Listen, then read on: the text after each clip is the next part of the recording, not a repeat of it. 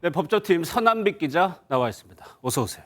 예, 검찰이 그 금고직이라는 김모 씨를 조사하고 있는데 검찰 수사에 얼마나 협조할지가 관건 아니겠어요? 어떻다고 합니까? 김성태 전 회장과 마찬가지로 검찰 수사에 협조를 하고 있을 것으로 보입니다. 예. 김 씨는 지난해 12월 태국 파타야에서 체포가 됐을 때 송환 거부 소송을 했습니다. 그러다 지난 7일에 재판 항소를 포기를 하면서 국내에 들어오게 된 건데요. 법조계에선 김 씨가 송환 거부 소송을 하고 또 항소를 포기하는 이 모든 과정에 김성태 전 회장 측과 사전 교감을 나눴을 것으로 보고 있습니다. 김 씨가 김 전 회장의 매제이면서 또 횡령 혐의의 공범이기도 한 특수 관계라는 점 때문이죠. 아마 김 전 회장이 입을 여는 것에 맞춰서 검찰 조사에 협조를 하고 있을 것으로 보입니다. 예. 그러면 이재명 대표, 이 대표를 둘러싼 의혹이 워낙 많아서 만약에 예. 검찰이 구속영장을 청구한다면 어떤 혐의들이 담길까요? 이번 주에 검찰이 이재명 대표에 대해서 구속영장을 청구한다라고 가정을 하고 설명을 해드리겠습니다.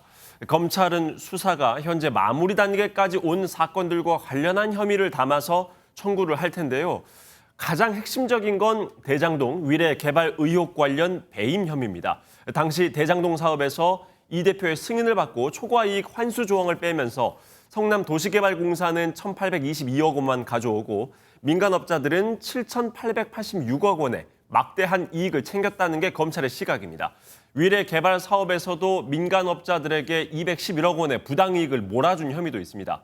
검찰은 이해충돌방지법 또 부패방지법 위반 혐의도 함께 적시할 걸로 보입니다. 성남FC 후원금 의혹과 관련해선 제3자 뇌물죄를 적용할 가능성이 크고요.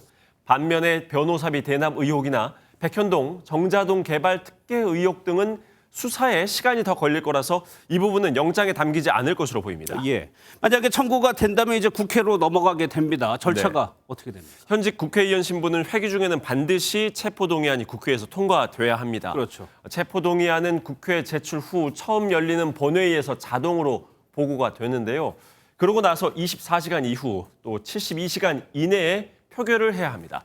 일단 이달 24일에 본회의가 잡혀 있고 28일은 필요하면 또 본회의를 열겠다고 한 상황입니다. 만약 이번 주 중 영장을 청구한다면 24일 체포동의안이 국회에 보고가 되고 또 28일에 그러면 표결을 할 가능성이 큽니다. 알겠습니다.